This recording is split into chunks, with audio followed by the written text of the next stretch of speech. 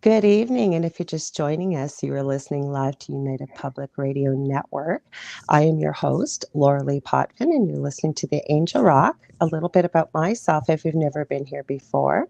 I'm a Canadian clairvoyant medium, a crystal Reiki energy healer, Akashic Records practitioner, a spiritual teacher and mentor, and I'm also a registered nurse. And if you've never been to my show before, welcome, including those that are returning guests. We always have our returning little family here, and I appreciate all of your support. My show, I cover all aspects. I don't know if I like the paranormal or the supernatural, but we'll say the very fascinating and unusual. And it can be anything from UFOs to astral travel, you name it. But the people that I have on are from all walks of life, and through their activities, whether professionally or extracurricularly, they're making a positive change for humanity.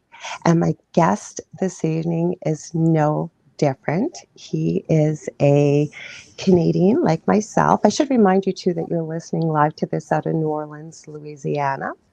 And he used to be a lawyer, as I like to sometimes say, in his muggle life, if a Harry Potter Harry Potter reference. But through some very fascinating encounters, he is where he is now, where he's an author, he is a healer. I believe he's a teacher. I've watched some of his presentations, and I'm going to let him tell you a little bit more about himself. It's Garnet Schulhauser. Welcome, Garnet. Well, thank you for having me. I'm delighted to be here. I'm looking forward to the show.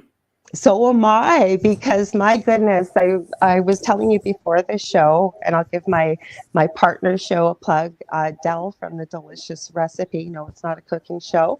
Most of you know him. We've done shows together. He usually pops in to make a little hello. Anyways, he listens to a lot of fascinating interviews, as I do too. And he happened to be listening to an interview with Garnet. And I was in the room next. We have like an open concept.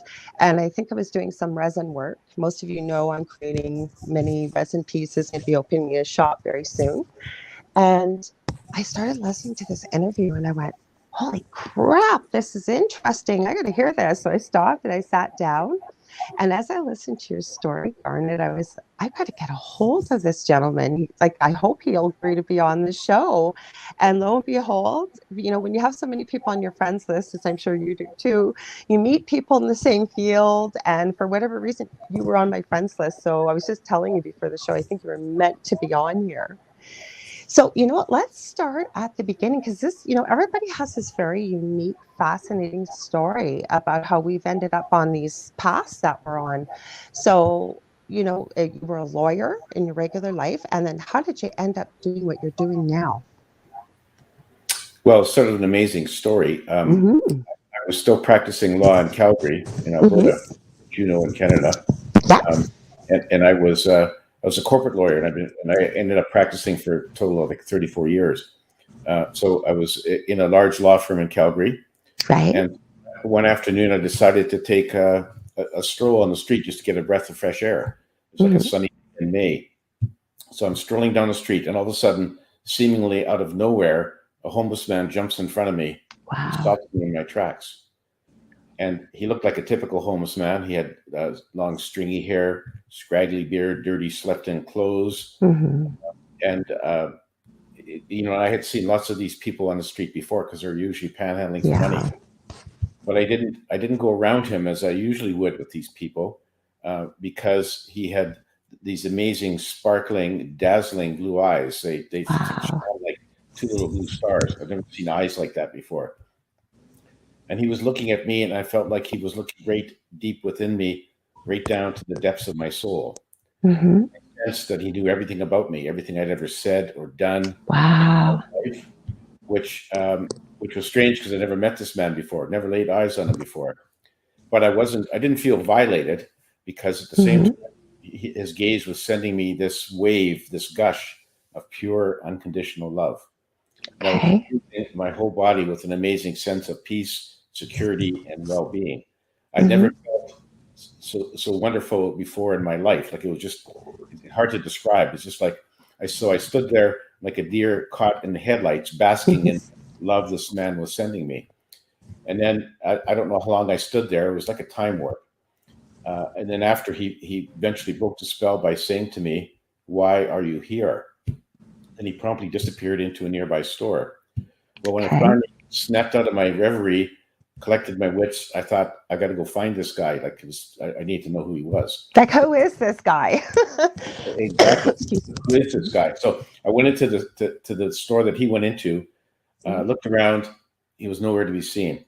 So I walked out into the street and I walked up and down for several blocks hoping to find him, but he disappeared into thin air.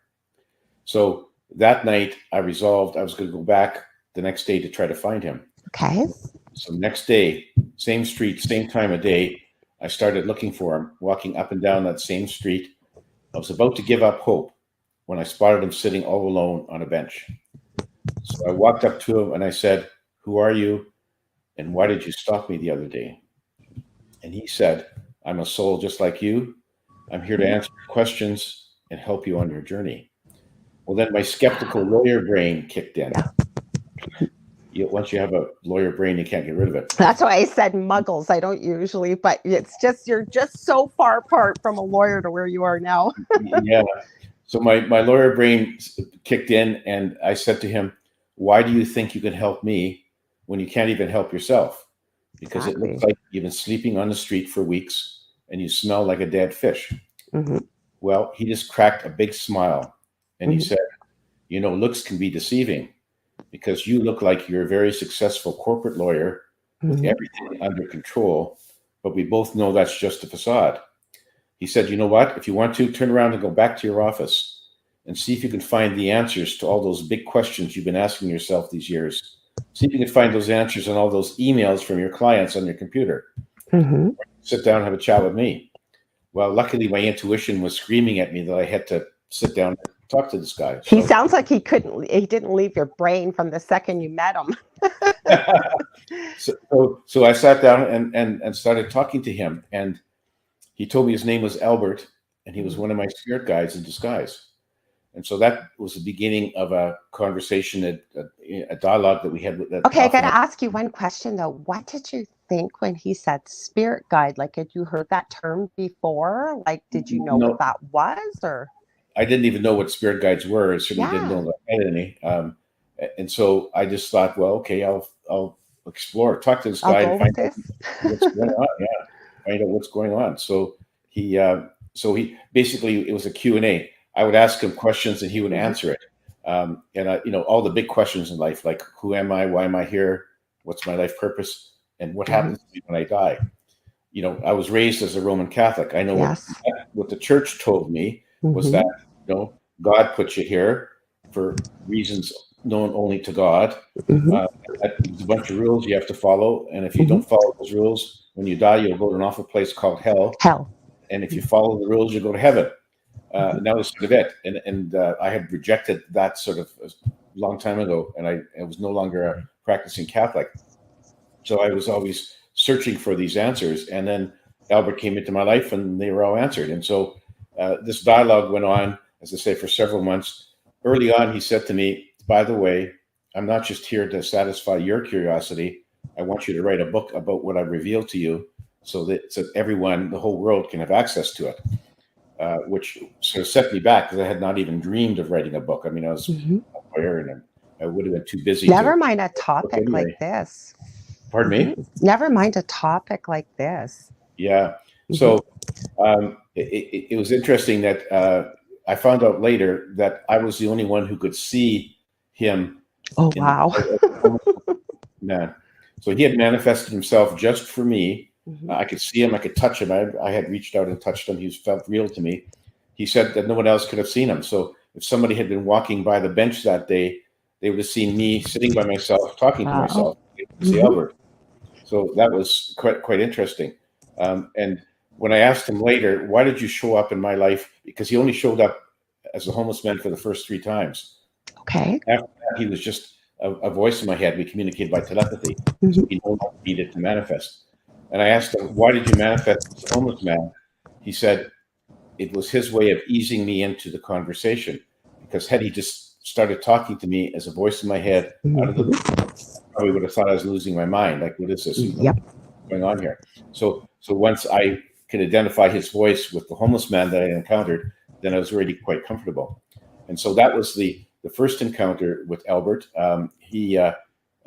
I was reluctant to write the book that he wanted me to write, but he's very gently persuasive, and eventually I did write it. And about a year after I first met Albert, I retired from law because it didn't seem to make any sense to me anymore. And so then I got busy writing the manuscript for my first book, Dancing on a Stamp. And then once I had written it, I was a bit concerned about publishing it because I knew that, like to my former partners and colleagues and clients, I was very straight-laced, sort of stuffed shirt. You're answering my question I was going to ask you, because that was one of them, was like, how was this received by your former colleagues? Like you said, your clients and things. Well, and that was my concern, because I thought that because of what I published, that a lot of them would think that I had gone senile early in my life. I was reluctant. So anyway, I debated that for a while, and then finally I said to myself, I just have to get this published, to hell with it, And I have lost some of those people. There's some of those former people don't talk to me. They don't say to my face, they think I'm crazy, but I know they're thinking that. But in any event, I was prepared for that. The good news is that I've met a lot of very spiritually enlightened people. Yes. And so the overall, the benefit has been very, very positive. A huge transformation for me from where I was as a type A personality lawyer under stress to being where I am now, which is Albert's messenger. So it was a great transformation. And so that, as I said, that led to my first book, Dancing on a Stamp. And then after I finished that, he came back into my life in a very different way. I was sound asleep in my bed. Something made me wake up. I woke up, I sat up, and I could see this ghost-like ethereal figure standing in the doorway. So when it moved closer to me, I could see it was Albert, but now he was in astral form. So I said, Albert, hi, Albert, what brings you here? He says, I'm coming to take you on a series of astral trips, out-of-body adventures. I'm going to take you to various places, in the universe, different planets, onto the spirit side, because I want you to write about what you see and hear in your next books. And I'm thinking, next books? He said, yeah, you're not done. You got to write another 3 or 4 books. You just told me the one book. Yeah, that's how he lured me in by saying you have to write one book. And well, he knows you better than you almost know yourself, right? No doubt about it. Yeah, no doubt about it. So anyway, he then just sort of reached out, grabbed my astral hand, pulled my astral body out of my physical body. I turned around and looked, and my physical body was still sound asleep in bed. Wow. Now I'm in astral form. He said, come with me. So he took me by the hand. We rose up through the ceiling, up through the clouds, and we ended up, our first stop was on the spirit side. Wow. And there we ended up in a very beautiful meadow, like beautiful green grass, wildflowers in 1,000 different colors, majestic trees. And it was just an amazing sort of a meadow that you wouldn't mind. Now, did you find the colors? Like there's no words in our language to explain the colors, is there? Like our colors pale in comparison, right? Sorry, I had to stop you there. You couldn't possibly describe the colors that I saw in words. You don't have words for it. So then we're walking through this beautiful meadow and on a stone path, and there's a small hill. We go up the small hill. The top of the hill, I could see a group of people at the bottom of the hill. As we walked down towards them, my heart skipped a beat because I recognized who they were. They were my mother, father, brother, grandparents, other people who had passed away. Oh, I love it. They were there to welcome me. So they welcomed me with open arms, smothered me in unconditional love, and they said, "This is a preview of what your gift, Garnet.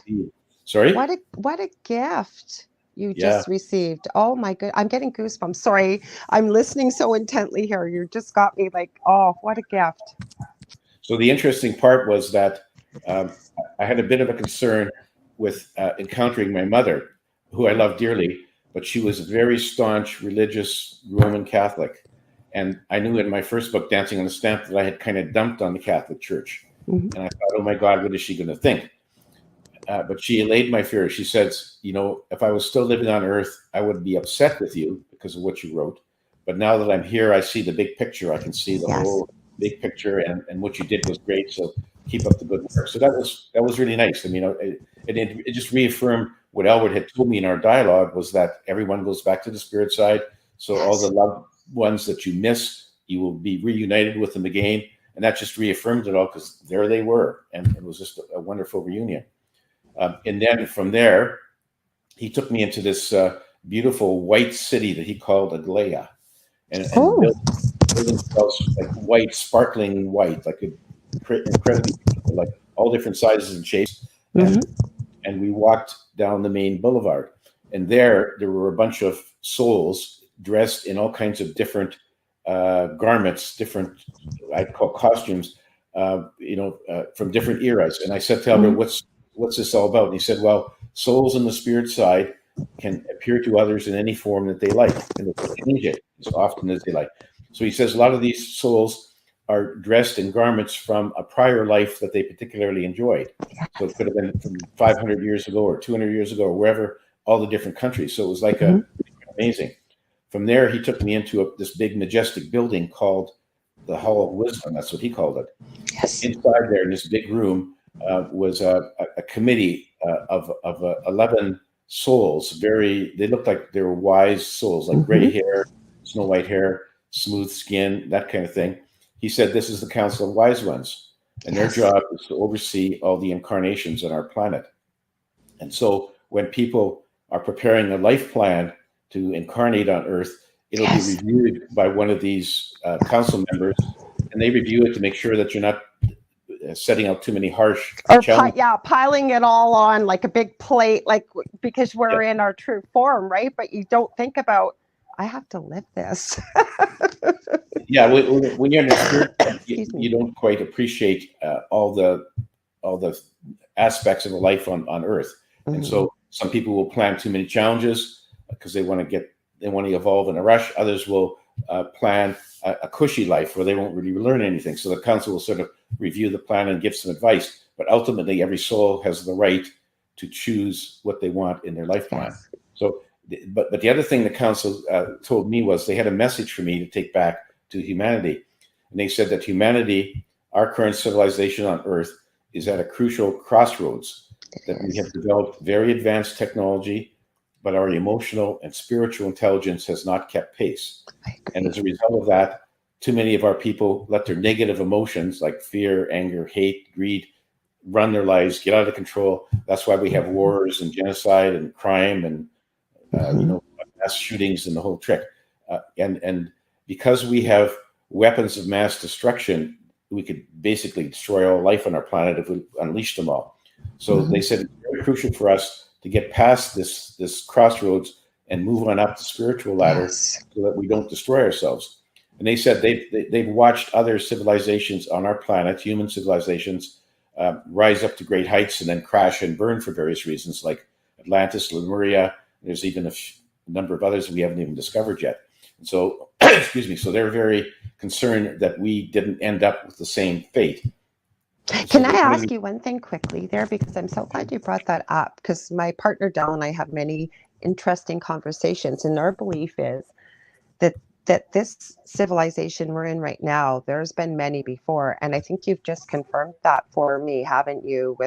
So unless we learn from our prior mistakes, we're destined to keep repeating the same mistakes over and over. So these books that you've written are powerful documents, and that a lot of people need to be reading, I believe. Thank you for saying that. Yeah. And that's exactly what the council was trying to, the message they were giving me was that we need to make sure that everyone should do their part to try to curtail negative emotions, violent acts, and embrace love and compassion. And that's the way we can get to a better place on our planet. And it's not easy. It's going to be difficult, but we have to start one person at a time. Start with yourself, then deal with your family members, your friends, your neighbors, co-workers, and hopefully there'll be a positive ripple effect of the positive energy across our world. And that's what we really have to do. So it was a warning. And what they did say was they've been recruiting lots of very advanced souls, some of whom are incarnated on Earth before, some who have been here, to try to get them to incarnate on Earth and to lead by positive examples, to have positive energy affect others, sort of beacons of light that we can follow in the darkness. And so that's what they were doing. And they said, thank you for being with Albert. You're one of his messengers. He's got other messengers, and we're trying our best to spread the message through all kinds of channels, like radio hosts like yourself, Laura, people who write books, people who speak at conferences. Everything you're saying, Garnet, I have to tell you, and I'm going to confirm this, I have gotten from my own guides. Like almost, I'm getting goosebumps, and it's not cold in here. Every single word you have said, like literally some of the stuff you've just said right now, like starting with one person, I just said that an hour ago to a fellow light worker, that it only takes one. It takes one. And starting, people are thinking of starting like this country level. No, we need to start even locally, like just one person, or like you said, all different channels. And Yes. the more these topics are not openly acceptable to talk about, but once somebody opens the doorway, you realize there's so many other people that are thinking the same things that are. So I'm so grateful that you're on here today and helping to share this. So I didn't want to stop your story there, but I wanted to confirm I agree 100% with everything you've said.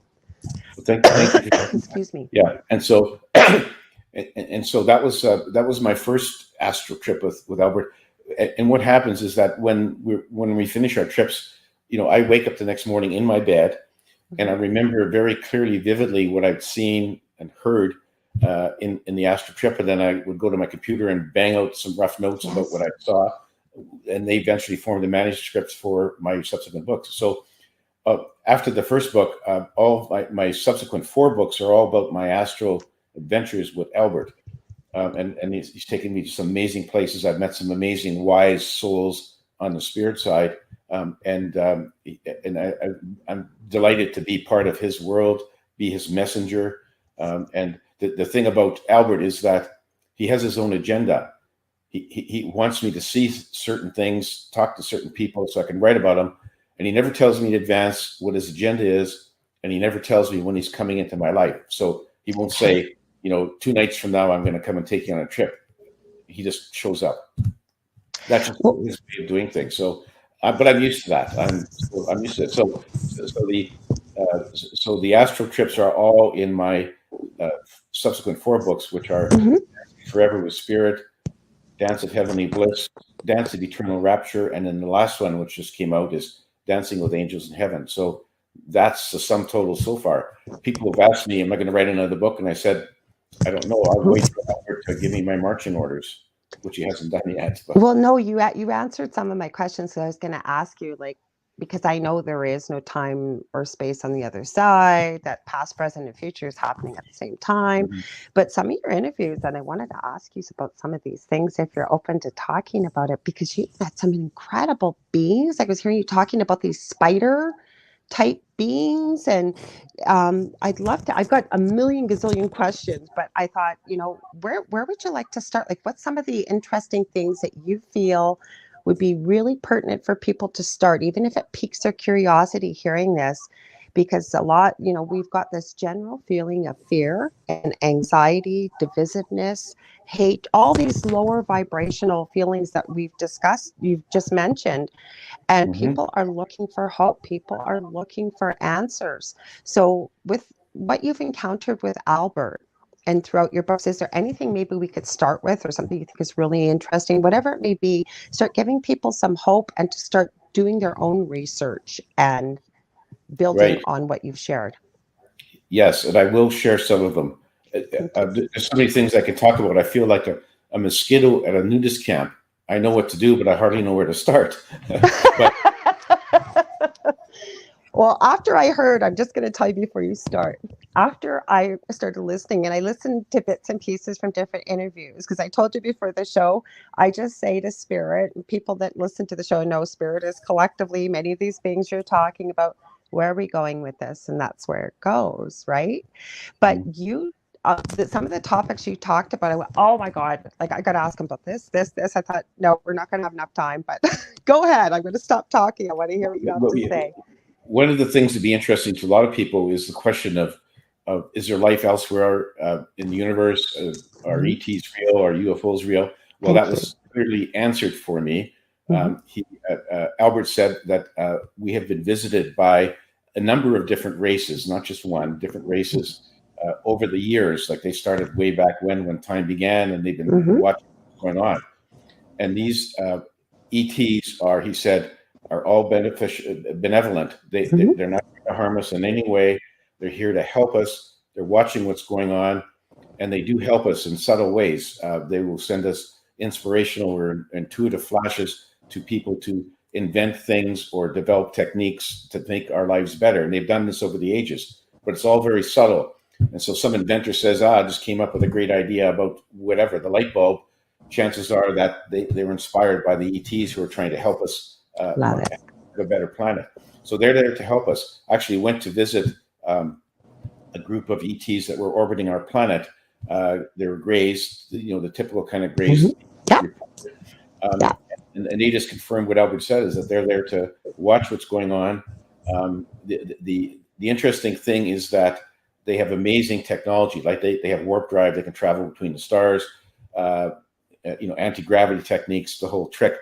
And they said, it's been hard for them to watch us go through all of our wars and conflicts, to watch our civilizations rise up and then crash, all the troubles that we have on planet Earth. But they are not allowed, because Prime directive. Prime directive, yes. They are not allowed to unduly interfere with what goes on. The directive is they can't unduly interfere with a developing race. They have to let it sort of develop on its own, and so they have to. So they have the technology. They could destroy all of our weapons just in the blink of an eye. In a second. Not allowed to do that. We have to work it out on our own. And so these people were very interesting, and they just confirmed that nobody's here to harm planet Earth. I know there's people out there who say that there's evil reptilians or whoever that are trying to take over the planet. Not so. Their technology is so advanced that had they wanted to take over Earth and enslave humans, they could have done so a long time ago. So they're not there for that. But then I met another group of intelligent ETs. You refer to the spider-like creatures. Yeah. This is what Albert took me to, on a planet near the center of our galaxy. And these people, they lived underground because their sun had become a red giant. So it's kind of fried all the stuff on the surface. So they lived underground. They look kind of like spiders, and we communicate by telepathy. They're very intelligent. And they took me into their big room, which was full of like computer-like screens and whatever. One of their jobs was to monitor all the planets in our galaxy to find out which ones were capable of harboring life. And when they found it, they would indicate that to the ETs, who would then seed some life from another planet into the new planet. And they were part of all these advanced races are part of what they call the Galactic Federation. Which is a federation, a group of the super intelligent ETs in our galaxy, all different kinds of races. And one of their goals is to not only to seed planets with life, but to watch what's going on with various planets. And one of the things that they're determined to do is that if a barbaric race develops warp drive and can travel to other star systems, other planets, they will prevent that, because they don't want this barbaric race to wage war on other planets. So as long as the barbarians are stuck on their planet, they just let them develop. And unfortunately, they kind of regard us as being barbaric, and so they're watching. Really. And should we develop a warp drive before we've gotten rid of all of our negative emotions, they could well stop us, but we're a long ways away from that. I mean, eventually we'll develop warp drive, but they're watching us. And so it was very interesting. It really reaffirms, a lot of people know that UFOs are spacecraft from ETs, and it's not disclosure yet. What they did say was that when the time is right, when they think that humans are ready to accept the fact that there are intelligent ET races in our galaxy and have been visiting Earth, when we're ready to accept that, they will make full and open disclosure. But in the meantime, they're just concerned, as are some of the governments on Earth, that if they make open contact, that there'd be panic and all kinds of other things. You know what, Garnet? I wouldn't have believed that, except for what has happened over the past 2 years. And then I realized we're not ready. because when I said to you, I always start with people's story about how they begin. Mine was crazy. It was a paranormal activity, like violent, evil, like awful, like for 11 years in my previous home. I've also had some missing time. Like, did they explain that to you? Like, I've had all these crazy experiences I never expected in a million years, coming from a big pharma science background. So many of these things you're talking, I knew we were going to have a great conversation. It's right up my alley. So did they explain to you, like, for say someone like me that's missing time, or I've met people that remember their encounters, and some kind weren't quite so pleasant. Like, did they explain what was behind that at all? Yeah. Basically, it's part of their monitoring of human activity. Is they Okay. sometimes will, people call it an abduction. They're just sort of like borrowing them from their life Right. and implanting communication devices or other things so they can monitor us. And they generally try to block out the memory of that because it might be too distressful for some people. So some people have this gap in time. A lot of times that gap can be released under hypnosis. Yes. We forgot to mention you do hypnosis as well, don't you? I have to Yes. get into that too. Yes. Yeah. Okay. And then some people remember it, but they mean us no harm. It's all very in the interest of science and them understanding us. And so that's how they do it. There are, in fact, ETs who are living among us. Yes. And I met one, and they have great discrepancy. You'd never know. Yes, I met one. It was a lady, and she was in my book. I said that her name was Amanda, and she was working at the Oxford Medical Hospital. Okay. And I changed the name and the place to protect her identity. But Sure.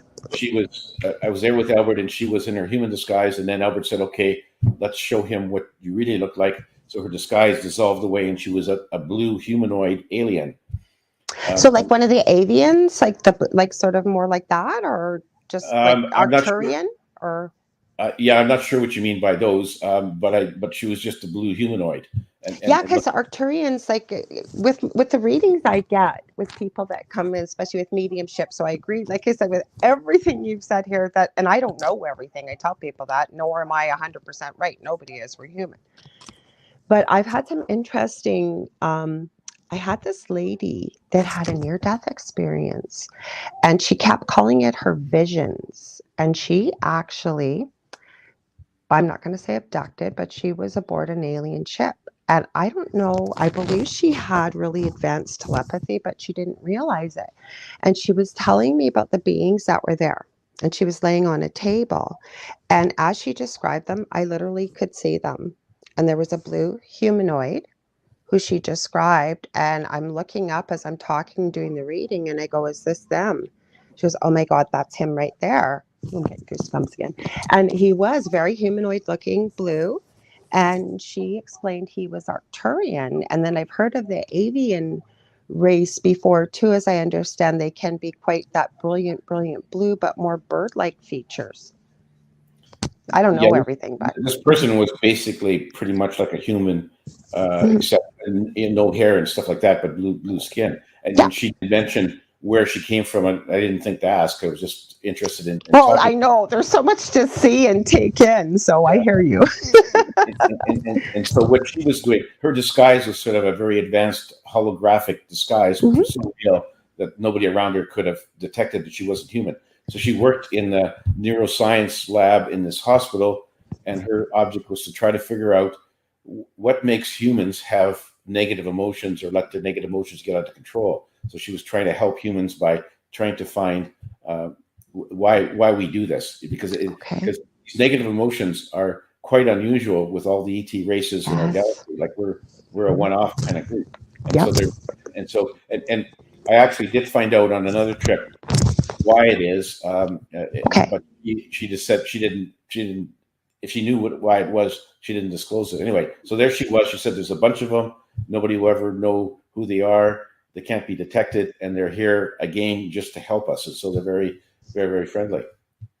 So what I should tell you is about the human gene factor is that on one of my trips I went to. I call it a utopian planet. It was like it was very advanced. They had very advanced city. They had the ability to travel between the stars, and they were all very, very happy and harmonious. They had no negative emotions. And they explained to me that, and these were humans just like us, identical to us. They're Wow. just identical to us. And they were aware of what went on planet Earth. And they said, yeah, long time ago, we were like you guys on Earth, where there was wars and conflicts and murders and, terrorist bombings and everything else. And their scientists discovered that what caused the negative emotions was a defective gene in the human body. Wow. And so through genetic engineering over the years, they got rid of this gene. So now this society was peaceful, harmonious, no conflicts, no fighting, no nothing. Men and women were absolutely equal in every respect. Everyone had the same thing. There was no sort of hierarchy of people with money versus people who don't. They didn't have any. They got everything from their state. So it was a very peaceful, harmonious society. Because can I ask you something though? Okay, so I have a theory. Now, again, I don't know everything, but in human nature, and I'm not saying it's a good thing, but when we are faced with tragedy, difficulty, something really negative in our lives, right? We have the choice. We can choose to stay in that vibration, live in that low energy, anger, depression, you name it. Or people have the choice. It's almost like an impetus for change. And we've seen many great things come out of people's tragedies. For example, John, I forget what his name is, but I think it's America's Most Wanted. His little boy years ago was abducted at a mall, murdered. And him and his wife, I mean, obviously anybody would be devastated, your child, never mind how tragic it was, but he started one of the biggest movements to catch people that are doing horrible things like this. So this is what I'm saying, that because when things are status quo and things are beautiful and harmonious, and, we've all said it one time in our life, oh, I wish this could go on forever, right? We don't want it to change. We want to stay status quo. We don't, you know what I mean? We're just happy to just be. So did you learn anything about that with this race? Like, how do they evolve? How do they grow with their soul when they're incarnating, say, onto that planet? Well, they know where. I mean, every soul knows basically the lay of the land for where you're incarnating. So souls who incarnate into that society, they know what they're getting into. Souls who incarnate on planet Earth as a human, they know what they're getting into. Basically, they know there's a lot of horrible things that can happen. So it's a matter of the soul's choice. So, I mean, there wouldn't be that much to learn in that society or soul just because it's so peaceful, and you maybe learn just more to learn how to enjoy life. Yeah, and so there's obviously a lot of souls who did that. Sometimes maybe you have a harsh incarnation and you want to have an easy one, so you can go there. But basically, how they, as I mentioned, how they changed from the world of negative emotions into positive love, compassion, and so on, was this genetic engineering. And I said to them, that would be very useful for our planet. Can you tell me the formula so I can give it to our scientists? Yeah. And they said, no, can't do that. We're not going to hand you the answers on the silver platter. You have to figure it out for yourself. And so, unfortunately, they left it at that. But it gives me hope that if they can do it, we can do it as well. Yeah. So it was very, very interesting trip. The other little side thing about that planet, which is quite interesting to me because I enjoy food, is that they had developed. They're all very healthy, lean, trim, robust. They all looked exactly the same. No matter what age they were, they all looked like they were like 30. And they said that long ago, their scientists had developed what they call a diet pill. And if you take the pill, you can eat as much as you want of anything, and you wouldn't gain an ounce of weight. I love it. and no other adverse health consequences, no rise in cholesterol or anything. And so they learned that humans enjoy eating and drinking. And so they decided that with this pill, they can go to a restaurant every night and eat decadent food, as much as they want, no health consequences whatsoever. So that was very interesting. I wanted them to give me the formula for that pill. Yeah. The same thing, So failing that, I'm going to have to continue to restrict my intake of cheeseburgers and chocolate mousse. Yeah, me too.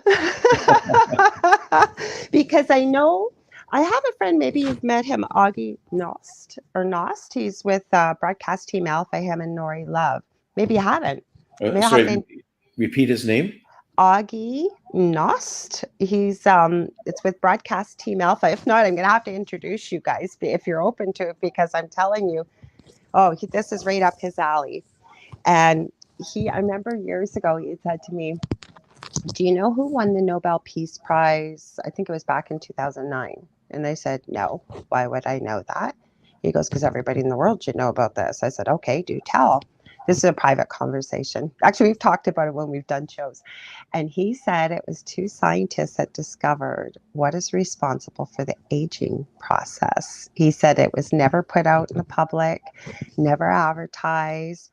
And he's a big believer, as am I, that your mind is one of the most powerful things we own. And we are much more powerful as human beings than we've ever been taught to believe. That's part of my mission of teaching people. And so it's possible to reverse the aging process or extend life if you want by focusing in meditation and what have you on the telomeres.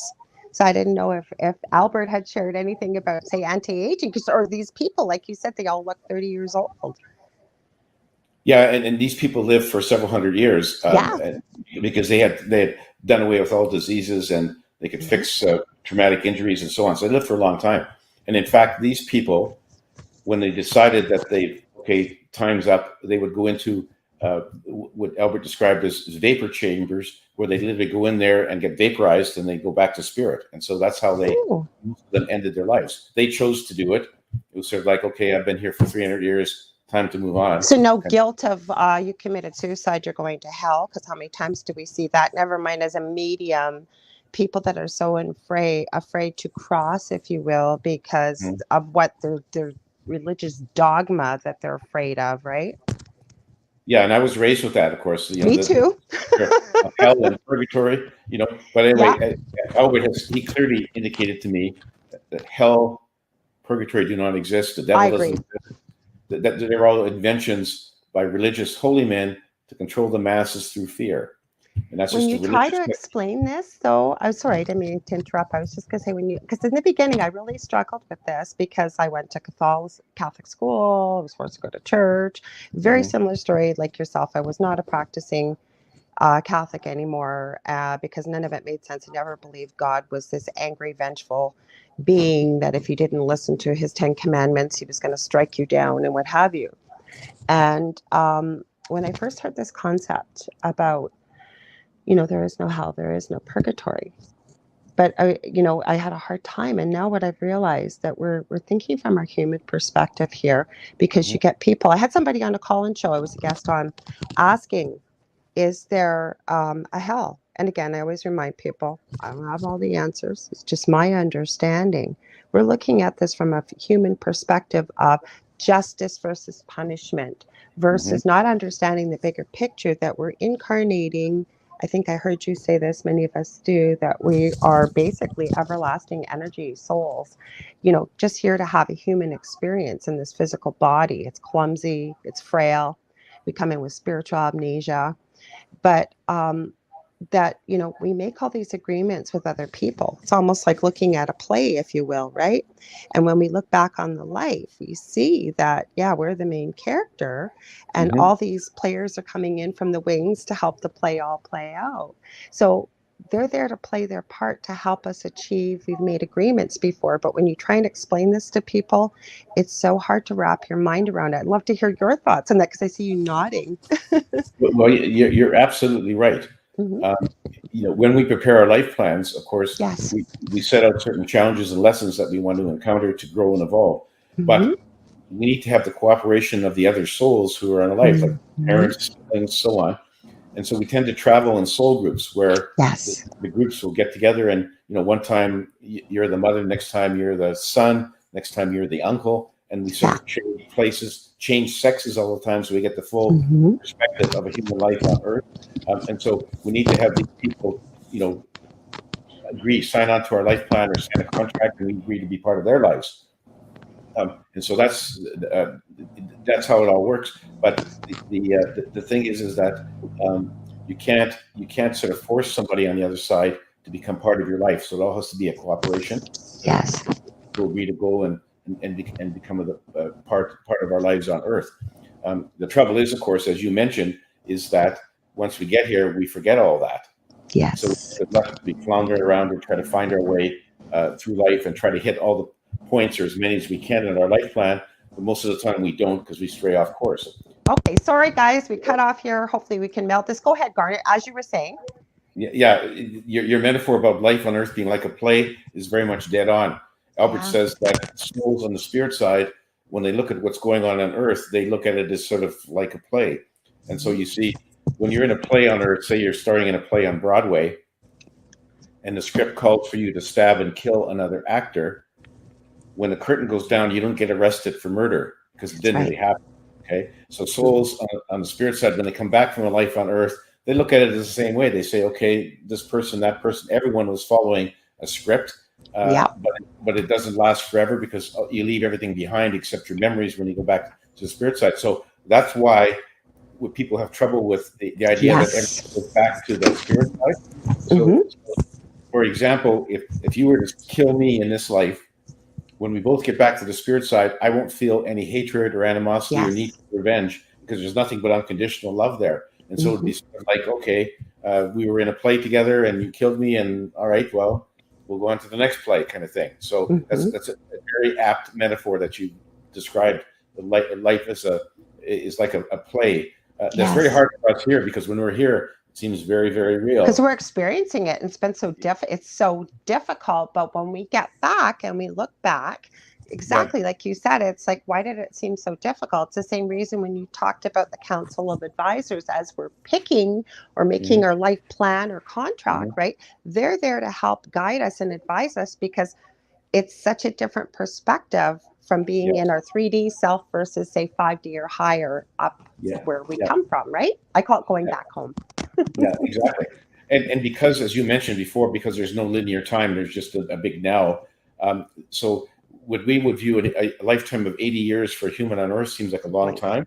There, it's just a blink of an eye. So you're a soul saying, I'm going to go incarnate on planet Earth. You're sort of back before they even know you're gone, kind of thing. And so so the soul's there. This is a very brief adventure to learn things, to grow and evolve, but it's not a major hardship. Different when you get here because then, of course, you don't appreciate all that. And 80 years can because you don't remember. You don't remember all that you knew. But the one thing I also understand, I'd love to hear your thoughts or what Albert has shared, is I understand, and this is part of my message when I teach too, is how lucky we are to be here. None of us are here by accident. And the other thing is there are so many souls that want to come here to have this experience because although it's difficult, it's quick, it's just a blink of an eye, there's so much potential to learn. And I'd love to hear your thoughts on that. Yeah, absolutely. I mean, the Earth School is really a very tough school, one of the toughest Earth School, in the universe. And Albert has always said that every human here should pat themselves on the back yes. to come to this very tough school. So it is a very tough school, but because it's so tough, we can learn a lot. You learn a lot more from your tragedies than you do from your successes. I mean, that's just standard. Everyone kind of knows that. You don't want to go through a tragedy or a rough time, but you actually learn a lot more than if you have a big success. And so there are a lot of difficulties on planet Earth. It's no walk in the park, but that's by design. And we all knew what Earth would be like before we incarnated. And if we didn't feel like we were up to it, we wouldn't have come. But we're all here now. And unfortunately, we don't remember why we came or what lessons we wanted to learn.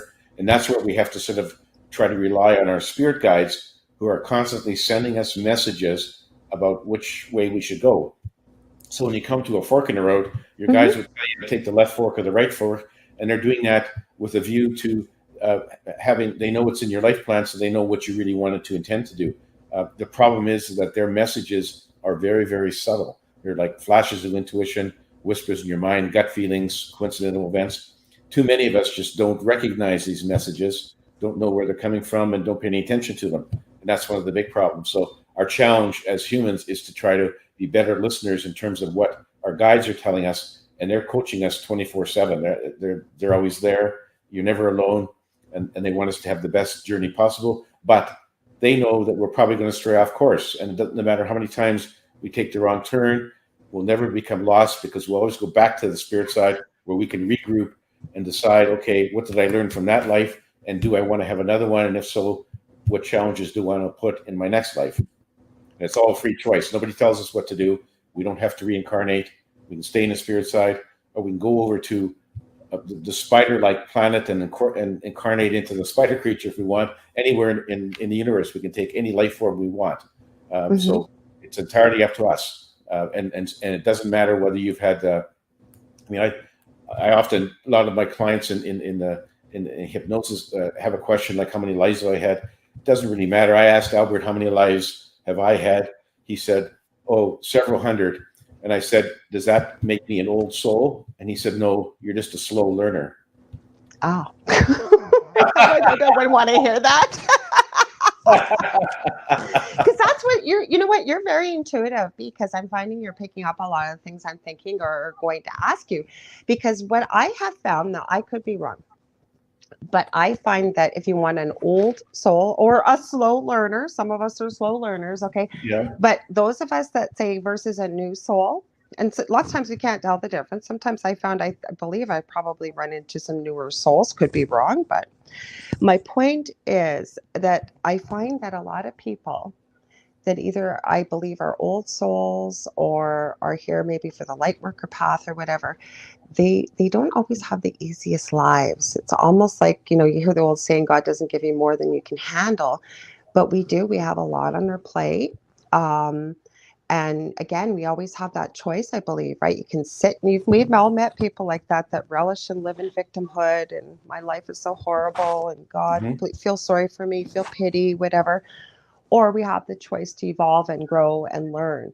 But I can honestly say I've met very few people in this field that have had just Brady Bunch, TV series life where everything's wonderful. And don't get me wrong, most people have tragedy and hardship, but I guess how I'm trying to say it is those of us that are in this field, and I don't want to sound elitist because I don't mean it that way, we've had some pretty crappy stuff happen.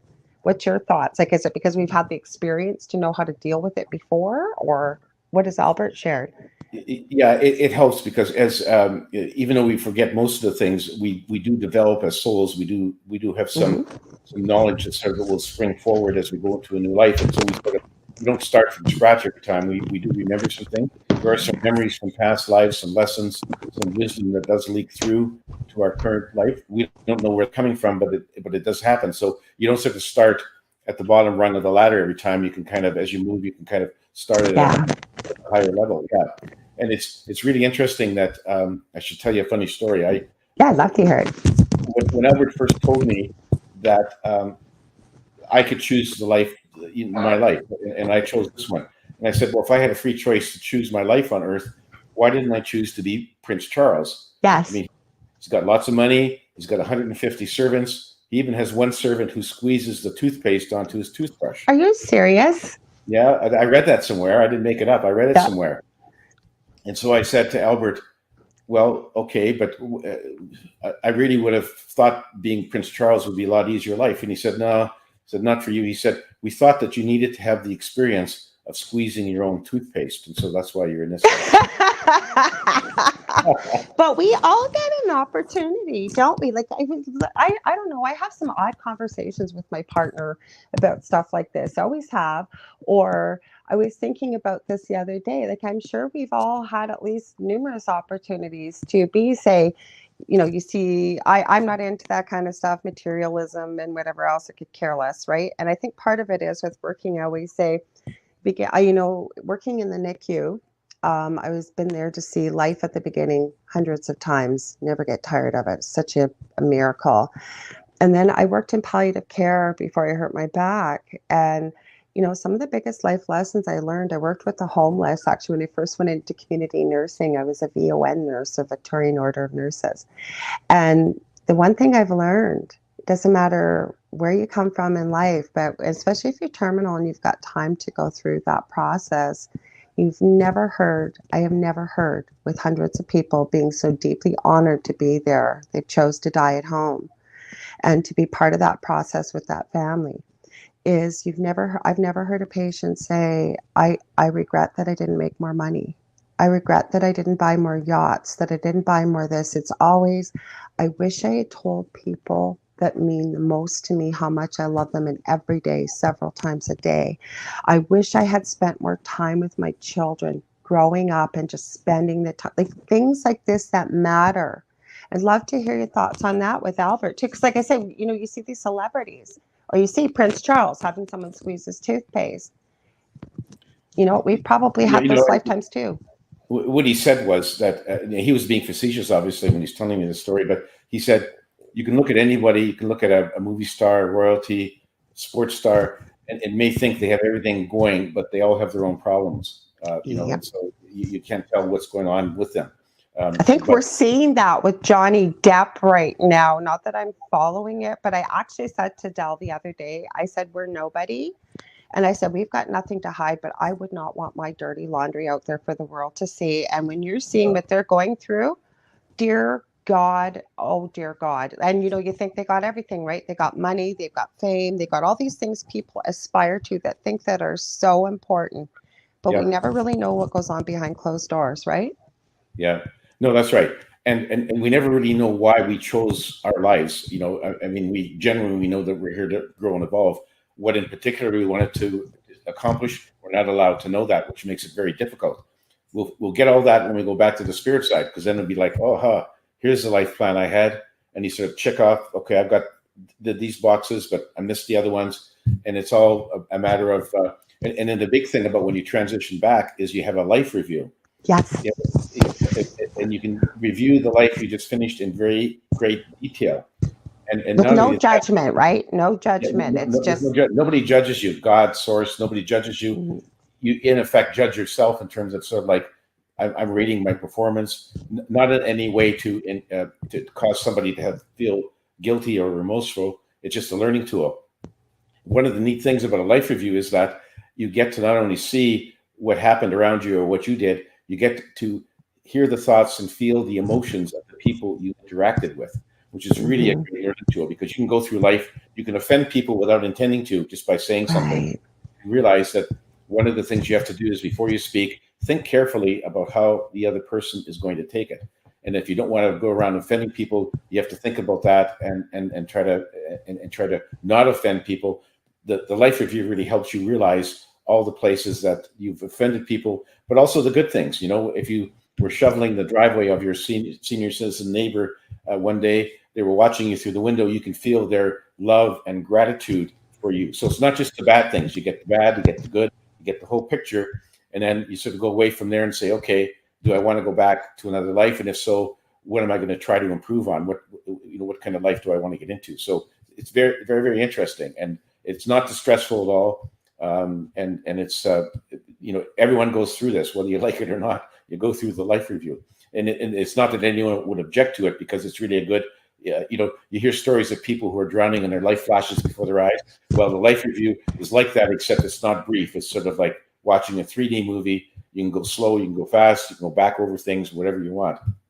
So it's really, really quite an amazing tool. And that's just part of the cycle of reincarnation.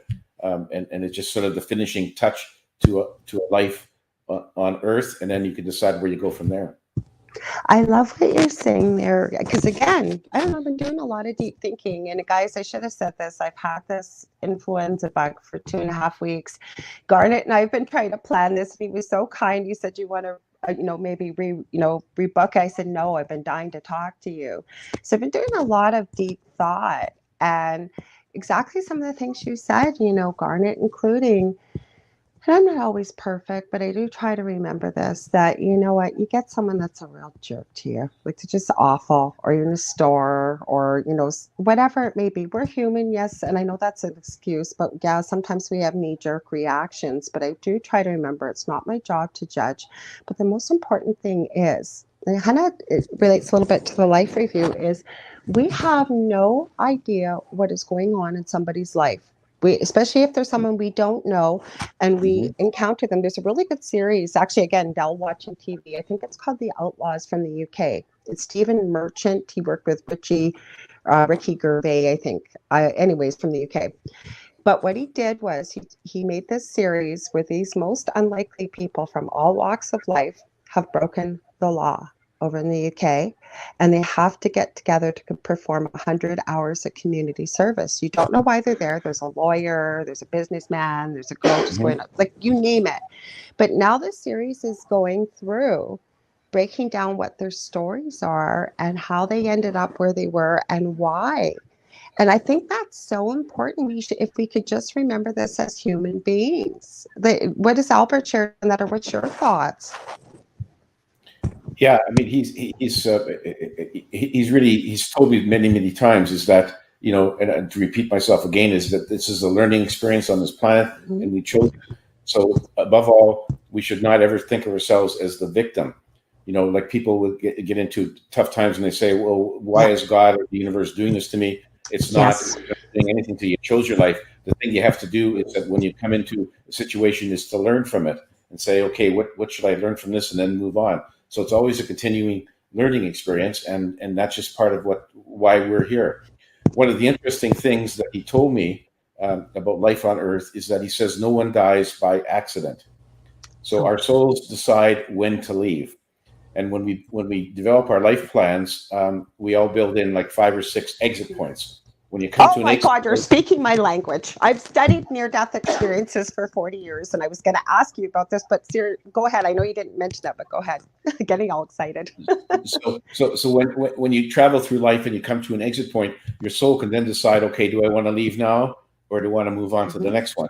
Your soul has the absolute right to decide when to leave, even though our human minds aren't aware of that. We don't know what our soul is thinking, but our soul chooses when to go. So the interesting thing is that if somebody dies in a car accident, it's not an accident. They chose that as their exit point. Their soul did, and so it's all our souls really have the control of it. Or if someone's dying from terminal cancer, the soul decided to start that disease and ended up, you know, with the terminal cancer, death by cancer. So our souls decide when to leave. So no one dies by accident. And the other interesting thing is that this relates to guardian angels. I said to Albert, well, you know, I have free will and everyone else has free will, and they're all running amok around us. And how can you prevent against somebody causing your death before your soul's ready to go?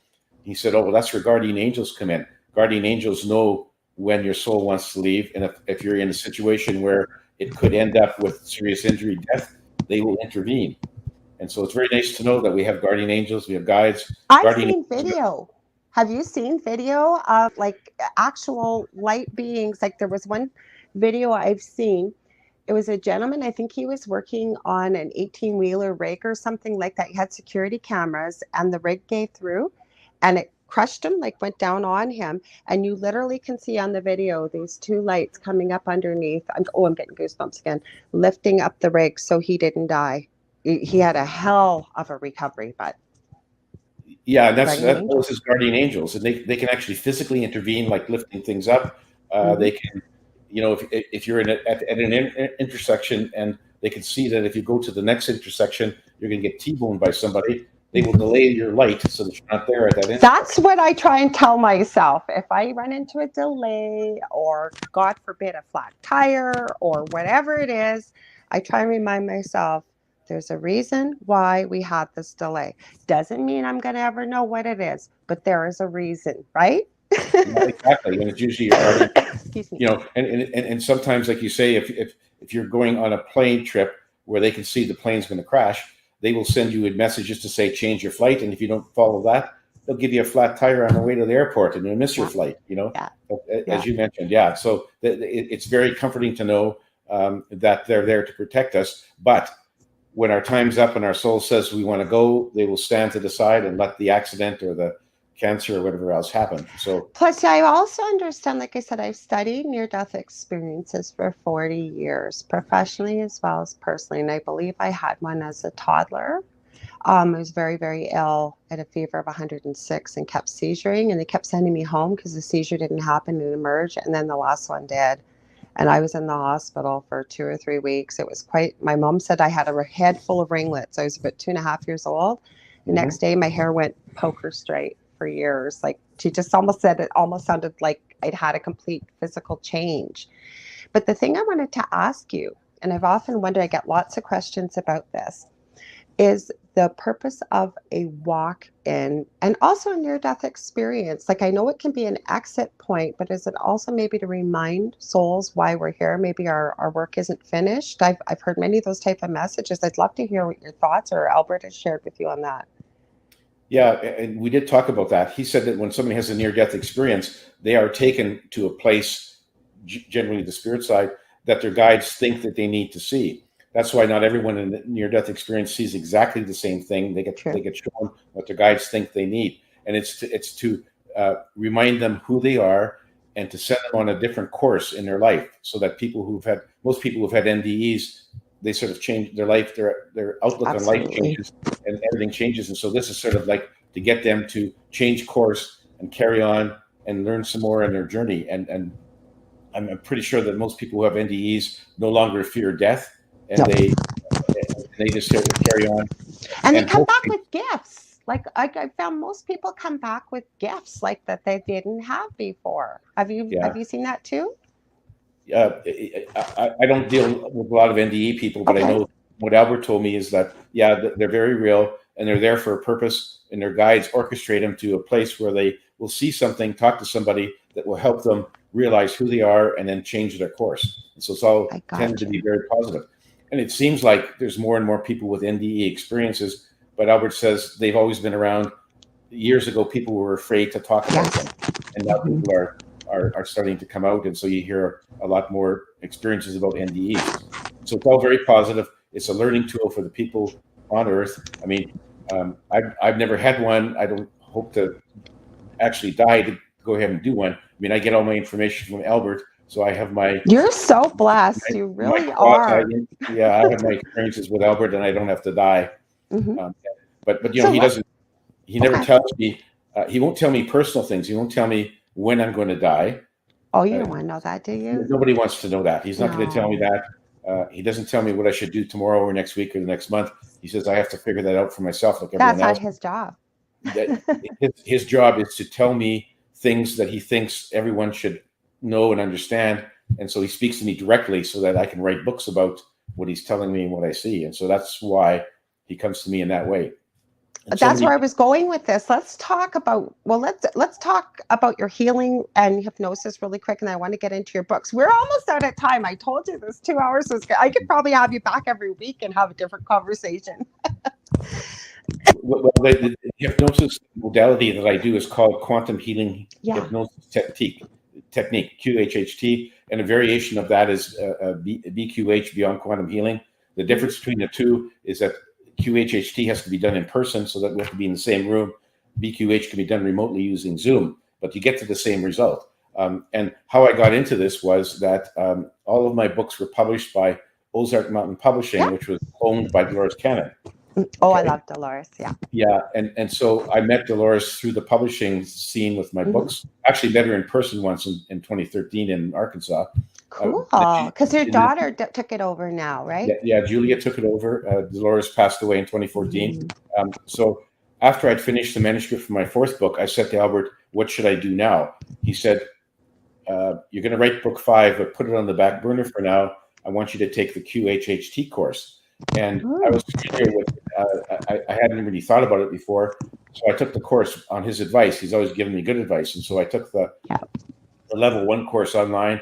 Level 2 I took from Julia Cannon. It was a 4-day intensive. Oh, beautiful. And so that's what I practice now. What it is that the clients get induced hypnotically into a very deep trance called the theta level. Yes. Which is way deeper than the usual alpha level. So the theta level. And in the induction, 2 things happen. First part is they go to a past life regression. They go to one or more past, parallel, future lives where they're actually there. They're actually reliving it. And that is chosen for them by their higher self. And higher self will often choose a life that has some relevance to their current life. It could be that there's main characters in that past life who are in their current life. It could be that there's some unresolved karma from that past life that's now they're facing it again in this life. And so the realization of that really helps the client. So then the really good part, the second part, is when I make direct contact with their higher self. So their higher self will come through and channel through the client, use the client's voice mechanism to speak to me directly. And what I'll do is I'll ask the questions that the client brings with them to the session. And the questions vary, and a lot of them are personal, like, what's my life purpose? Am I in the right job? Should I change jobs? How do I find a life partner? How come I don't get along with my brother-in-law? And those kinds of questions. The higher self will answer directly, verbally. It's all recorded, so the client will have the recording after, and they get some amazing answers. And it's all the clients I've had have been really amazed at how satisfied they feel after the session. They got their answers. Sometimes they get an answer they don't like. I mean, the higher self is very candid, but the higher self is on their side because the higher self knows the client better than the client knows themselves. Yes. The higher self has been with them every step of the way in this lifetime and every other lifetime they've had. So they have the whole picture, which we don't. And so they know what we plan to accomplish, and they can give us answers to try to steer us on the right course. But they'll never give an answer that will cause anxiety or distress to a client. Right. And if the answer would do that, they'll say, we're not prepared to answer that at this time. But that's very rare. Most of the time they answer the question. So it's really been very fulfilling for me. I get a lot of satisfaction helping people one-on-one. And sometimes the higher self will throw out something that's a general application that's just good for everyone. And so it's good to know those things. So it's been a really great practice for me.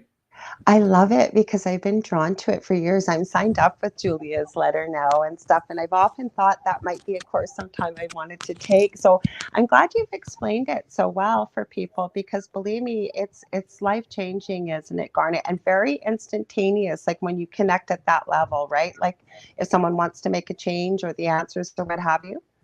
Yes, absolutely.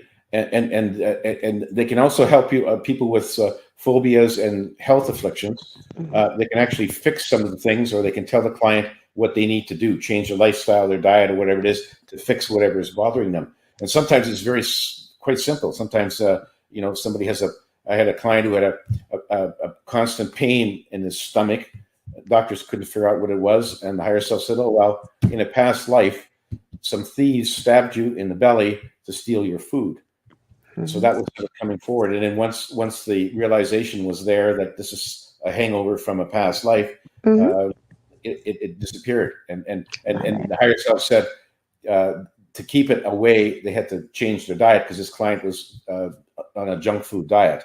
And so the higher self said, we'll take it away, but if you eat junk food again, it's going to come back. And so, yeah, but that's the body, right? Like I say, pain is the body's voice and message. So like when I do my healing work, right? And I truly believe the human body is capable of healing itself. It's miraculous what we have been given. But for whatever we encounter, whether it's energetically, spiritually, could be trauma, could be past life, right? We end up, I believe we're meant to be in balance and run energy from spirit all the way down to the center of the earth. And then we get these energetic blocks, right? That we can encounter. So I kind of see what you're saying there, that like with the diet, like the body was saying, this is where it's come from a past life. This is how we get rid of it. But if we don't make the change that you need to make, it's going to keep coming back. Is that what you're saying? Exactly. Yeah, that's often their advice. Sometimes they'll just fix it immediately. Like I had one young lady who had a pain in her leg all of her life. Doctors couldn't figure it out. It's like one of those, it's all in your head kind of thing. So when we asked her higher self, where did this pain come from? Why does she have it? Higher self said, well, a couple of her discs in her spine were misaligned. So I said, can you fix that? And they said, sure. When the client came out of trance, she said, and she remembers hearing the words of the higher self. She said that when they said they were fixing it, she could feel things moving in her spine. She could feel things moving around.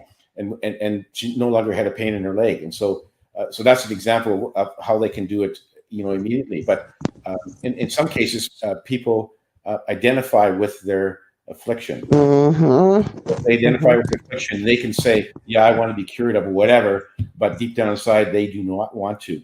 No, because it's their whole identity. It's their whole identity, their whole life. Yeah, like Dolores Cannon tells the story of a man who had MS, who was in a wheelchair. His wife had to look after his every need. He came to her and said, I want to be cured of MS. When they got to her, his higher self, the higher self said, no, He doesn't want to be cured. He's just telling you that. He's afraid that if he's cured, his wife will leave him because she doesn't have to look after him anymore. So deep down inside is like, no, I want to continue. I don't want to lose my wife. So there's various examples of why they won't help people, but in a lot of cases they can. I mean, haven't had any really serious illnesses come to me, but Dolores has had examples of somebody coming in a wheelchair and they leave the session walking. Other people who are scheduled for major heart surgery, after the session, they don't have to have it anymore. So those are dramatic examples. Of course, Dolores did this over like a period of 40 years. So she was very, very good at it.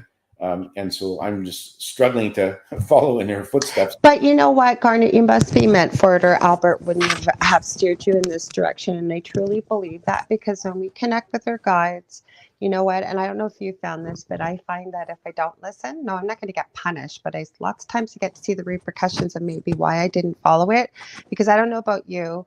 Maybe it's me being a Leo. I'm not really into astrology or anything, and I've mellowed with age, but I can tend to be quite stubborn. So I'm having this argument in my head about, no, I'm not, no, fine.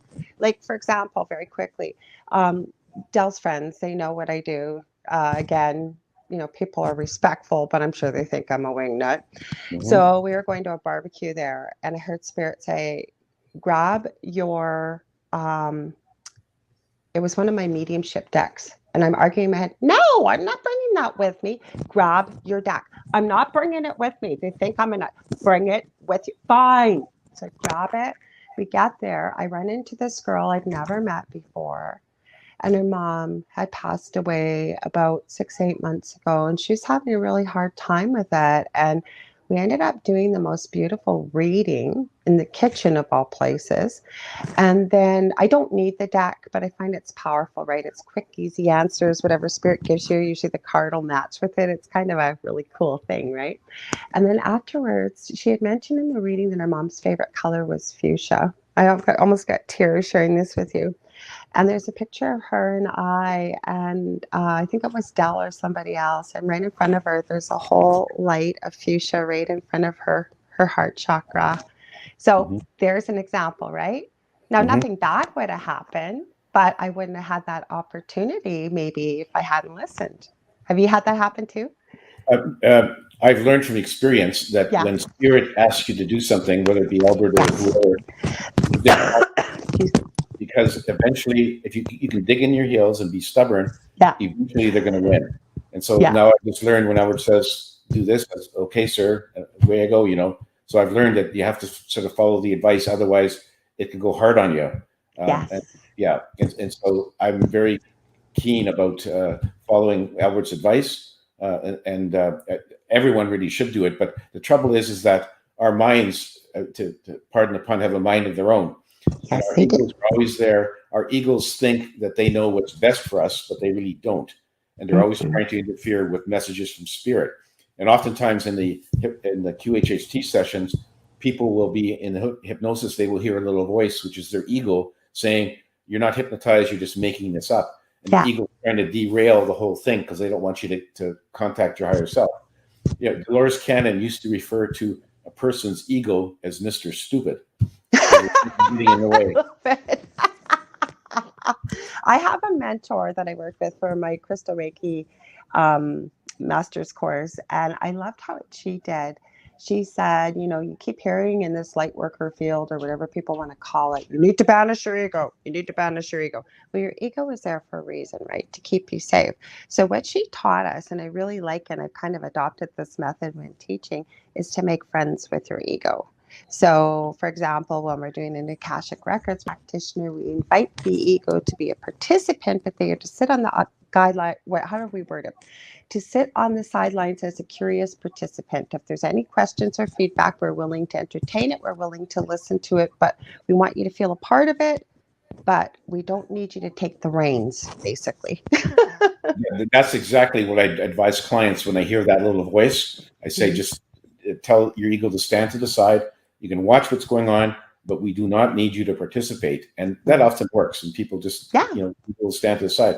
There are some people whose ego is so strong that they will not get out of the way. So there are some people who cannot be hypnotized. Not very many, but there are some. And Dolores Cannon said in her practice, she estimated somewhere around 10% of the people couldn't or refused to be hypnotized because their ego did not want to relinquish control. Yes. And that's unfortunate, because some of those people were so keen to come and contact their higher self, and it's sort of like it's a disappointment, but you can't really tell.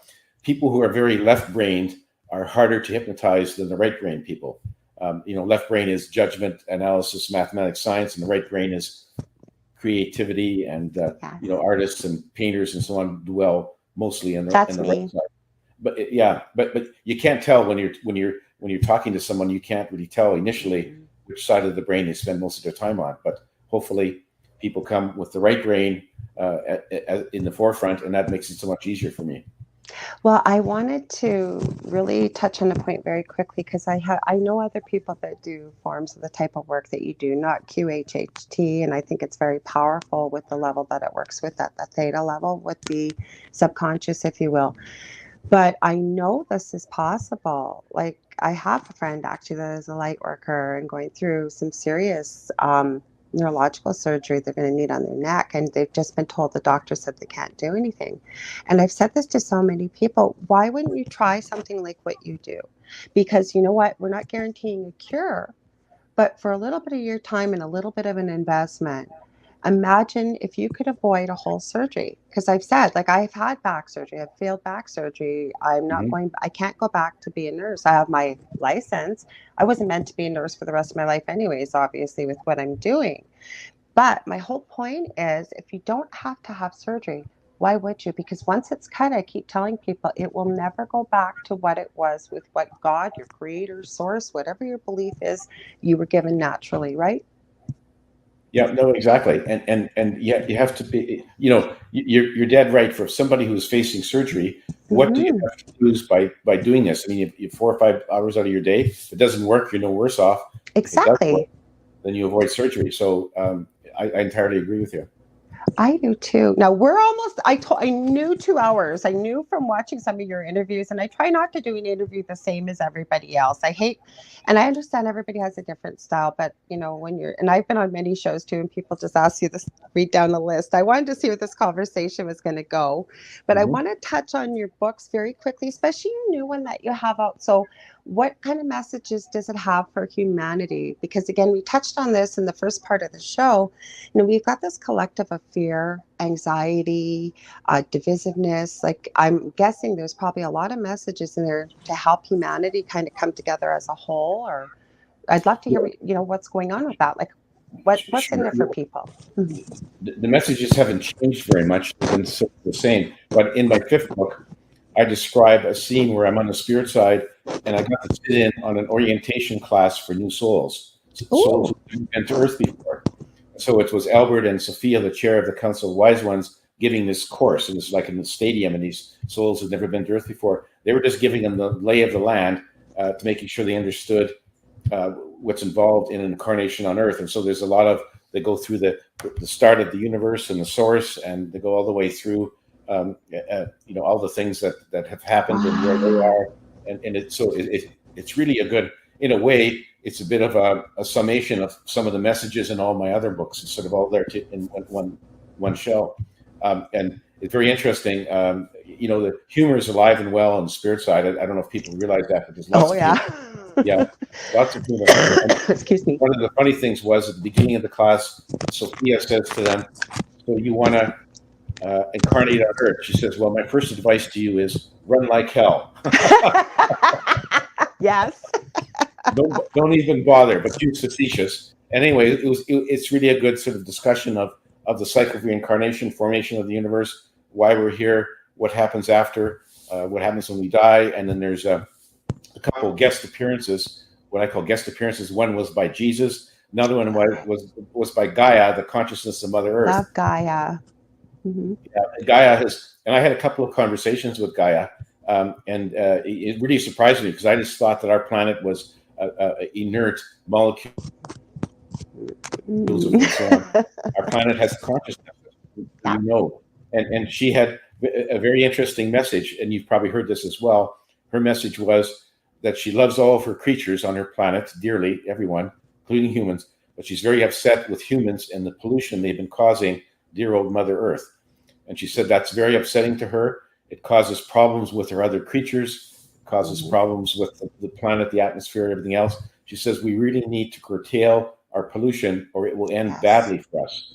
And so we really have to, and we've been getting better at it, but we're still long ways to go. She says we really need to do that. And she says until we get the message, the natural disasters on our planet, which people attribute to climate change, like more intense hurricanes, tornadoes, floods, wildfires, and so on. She says those are going to increase over time until we get our act together. And so it's sort of like a warning shot across our bow. If you don't like all these natural disasters coming, and they're more intense and they're more frequent, if you don't like that, then change your ways, humans. And what she really wants to do is to have us back to the point in time before we polluted, where all of her creatures, including humans, were in a balanced ecosystem. Back in the caveman days, all we did was burn some fire and a little bit of smoke, but we didn't do much damage. After the Industrial Revolution, our ability to pollute increased exponentially, and we're still doing it. And so she says, we got to change that. I love it. I love Gaia. So I have 2 videos I share quite a bit on my YouTube channel. One is how to grid and ground, and it's connecting with Gaia. And I said it takes longer to explain than it does to do every morning. And again, like I had said earlier, I believe human beings are meant to live in balance, just as everything else on this planet is created, right? And I teach people, whether you want to look at it as a crystal in the middle of the earth, but I my favorite is to imagine Gaia at the center of the earth, and I picture love, basically, because I teach people how to create their own thing that works for them. Because I hate when I've watched a video, a how-to, and then the video is off, and then you go, what was step 7 again? What was I supposed to do? This way, if you create it yourself, you know what you're doing. But I love to almost, like, if you will, for myself, picture love, because I feel love's the most powerful emotion we have. And then I picture it all spiraling down little tree roots, but it's almost ending in an electrical cord, and you plug into Gaia's heart chakra, and then she sends you what she has to help alchemize, right? Like, and I'd use this for people like if we're experiencing stress or lower vibrational emotions, because it's just energy, right? And then the other one actually is, I call it a love shield, because, for those that are sensitive, I'm one of those. I don't like to come from a place of fear, because I don't think we need to come from a place of fear, but sometimes we do need to shield ourselves from other people's energies. So those are 2 I share quite a bit, but I'm sorry, I got off track, but I get quite excited about Gaia. You and I are on the same wavelength with a lot of stuff, and I knew we would be. So this book, like you said, that's what I wanted to ask you. New souls, where do they come from? And how is it decided when a new soul, I guess they decide if they're going to incarnate onto this planet, right? But where do they come from, or why do we have them? Well, new souls are basically individual aspects of the source.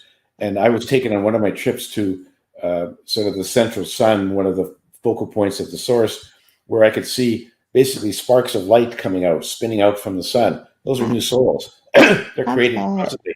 So new souls comes out, and their mission is to explore the universe, explore all the planets, explore everything. And one of the things that really necessary to really fully understand, the universe and life forms, is to incarnate on the physical plane into a soul, or into a body rather. And he explained it. He said, souls in the spirit side can acquire knowledge. They can watch what's going on say, planet Earth. They can see what humans are doing, but it's book learning. So if you want to really know what it's like to be a human, to experience negative emotions and other stuff that we have on planet Earth, you incarnate into a human body, and then you get it firsthand. And so that's why souls choose to go incarnate on the physical plane to learn something. And we don't have to. It's, as I said, it's entirely our choice. We can stay in spirit. We can explore the universe as spirits, but we don't get that hands-on experience. And that's why we say, okay, well, I'm going to jump into a human on planet Earth, and I'm going to see what it's like, to see if I can overcome the challenges that we're going to face there. It's a testing of my mettle. Am I strong enough? Am I brave enough to go ahead and go through this life? And some souls, they choose to go to other planets, easier lives, so nobody makes us come here. But a lot of the people who incarnate on Earth have been on many different life forms. And so they're sort of saying, like, okay, I've sort of conquered those ones. Now I'm going to try the tough one, which is a human on planet Earth. That's why it's a tough school. So it's chances are you and I have both been incarnated on other planets. And it's interesting that the Council of Wise Ones says that they are recruiting advanced souls from other planets who haven't been to Earth before to come and incarnate on our planet to help us. And I think I mentioned that already. Yes. And one of the things that they can do is that if you've never incarnated on planet Earth before, is that before you incarnate, you can get imprinted with memories of other souls so that you have some basis for understanding what planet Earth is like. You can actually be imprinted.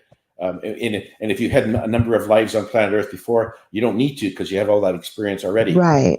New souls sometimes will jump in with an imprint so that they're not totally floundering and totally wondering what's going on. Yeah. And a lot of that is happening. And then there's also the walk-in souls. I don't know if you. Thank you, because I asked you about that, and then we got off on another topic. Yes, because I have, and I get a lot of questions from people as well as even fellow light workers. Like I have one friend that he believes he was a walk-in. He's completely different than when he ended up, I think, with pneumonia, almost died, had a couple near-death experiences, has no previous memories. He was a bit overweight before this happened. He used to want to be a comedian and a musician. He is completely different now, super thin, nothing about performing, anything. But go ahead, sorry. Yeah. Excuse me. Walk-in souls really do happen. It doesn't happen that often. Typically, a soul will jump into, say, a human baby at birth and then continue on until death. But sometimes the soul, hits an exit point partway through their life when they've learned whatever they want to learn. They say, okay, it's time to leave. There'll be another soul who will say, hold it, don't let that body die because I want to take over that body. I don't need to go from birth all the way through school up to the 50-year-old position. I want to jump in and finish that life and learn my lessons from there on. And so it's like an exchange agreement. The old soul says, fine, I'm gone. New soul comes in. It often happens in a traumatic event, like an accident, near-death experience. And a lot of people will notice a change of personality. Yeah. As you mentioned, a change of personality. And people will think, well, what's going on? Maybe something, they got hit on the head in this accident, something changed them. Could be a new soul has come in. And that's why there's a change of personality. But it does happen. And it actually makes sense. It's sort of like, why get rid of this good human body when somebody else can jump in and take over? And so that's what walk-in souls do. And it does happen quite often. I don't think I've had a walk-in, as far as I know. I'm probably one of those that slogged it through from birth until where I am now, which is very common. But it's an interesting concept. And it's something that we could consider actually when we get back to the spirit side. Do we want our next incarnation? Do we want to start from a baby or do we want to walk in on somebody else? Nice choice to have. Well, and that's what it's all about is choice, right? Like, and again, we're going to run out of time. I knew when you said, if I 2-hour interviews long, I thought, no, we'll have lots to talk about, but let's see how you feel because, it's all about choice. Like when you'd mentioned this before, just briefly, we went off on a different topic. I get a lot of people contacting me, they've had a beloved pet or partner or what have you pass, and then they hate God and they blame God for it. And I'm thinking of one in particular, and it was her dog. And this was her child to her. And, she was just beyond devastated. She hated God. She hated life. And it was a very difficult conversation to navigate with the fact that I just asked for her guides to come in before and mine to help with this and really word it very gently that God had nothing to do with this, sweetheart. And, our pets are here. I believe they're guides of our own in animal form. And I believe you always say we don't get the pet you want, you get the pet you need. And we do. And unfortunately, they don't live as long as we do, but there's a purpose, right? And to explain that this was the pet's decision, they knew when it was time to pass. I know you're nodding, so go ahead, add something.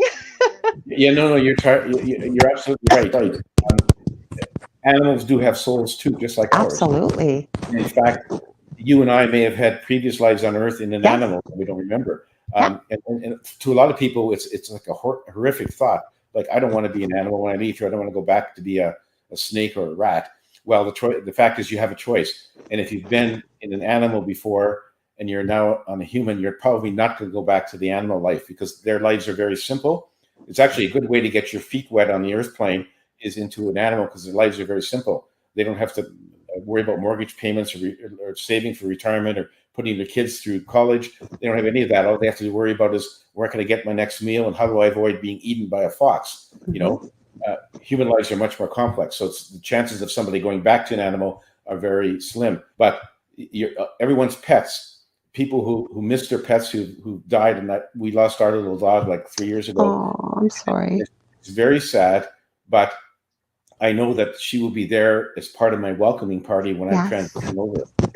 Yes. In fact, in the preview of my welcoming party, when I first went to the spirit side, my first little dog, Oscar, he was part of the group, and he comes running out to greet me, and so people will see their pets again, and the souls who were their pets will appear in the form of their pets that the people remember, so they recognize it.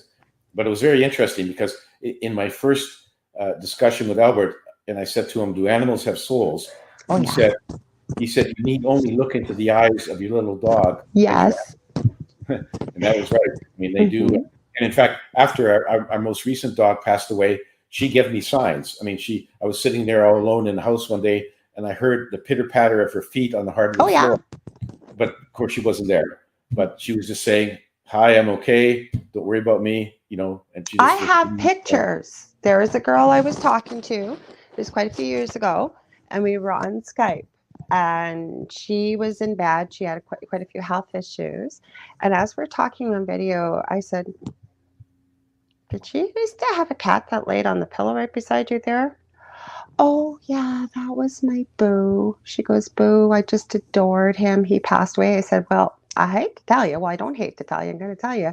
He's sitting right there. He's flicking his tail. He just looked at you. He's grooming himself." I've got goosebumps again. I took pictures of it. So she has the pictures. I could ask her for them. No, I couldn't see it because it was on Skype, right? And I wasn't recording it. It was just like a general conversation.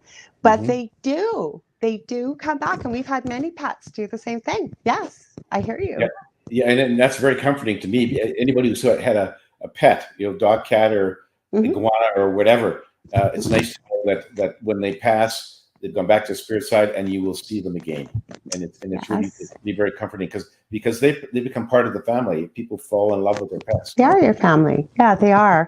When you said about animals very quickly, that we're almost out of time. I hope you'll come back, Garnet, because I could talk to you for hours, and I've really enjoyed this. So I hope you will come back. I will come back, absolutely. I just wanted to add one thing. When you said about coming back with animals, and I've listened to quite a few Dolores Cannon interviews, and she's talked about people that came back actually as air in one of their lifetimes and the formation of Earth, and super fascinating. But my own eldest son, I have two boys. I have one with severe autism. He was popping up in the background. I think he thought I was done, but people know who he is. He's popped up before, Justin. But my eldest, I've never pushed spirituality on my children, but because it happened quite early in their lives, I could see signs in my own children. Like both my boys can communicate with animals. My eldest has actually taught me quite a bit about it, but he had a friend whose mom kind of did what I do.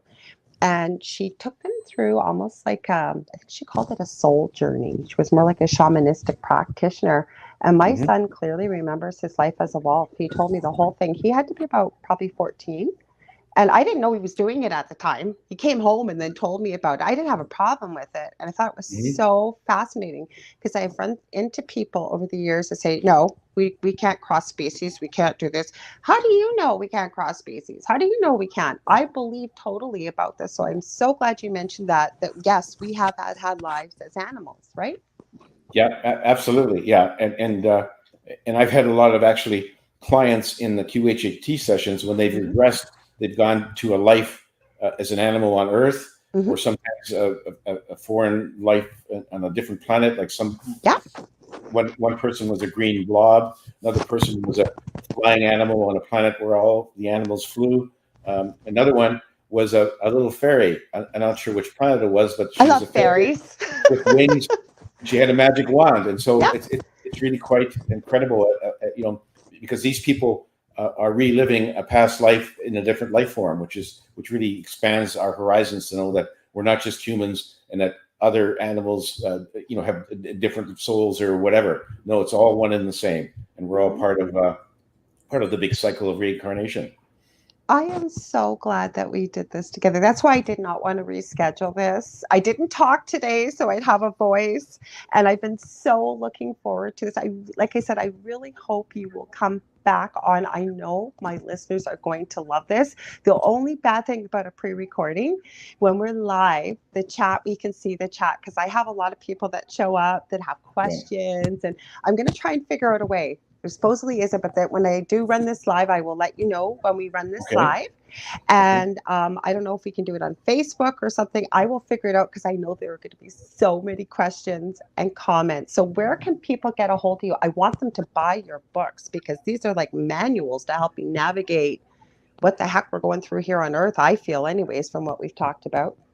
The best place is my website, which is garnetschulhauser.com. That's my book website. I also have one for QHHT, which is the same, my name with QHHT at the end. So on my book website, you can read about my books. You can read excerpts. You can there's buy links that on one side of it where you can just click on and go to Amazon, get right to where all my books are for sale. Okay.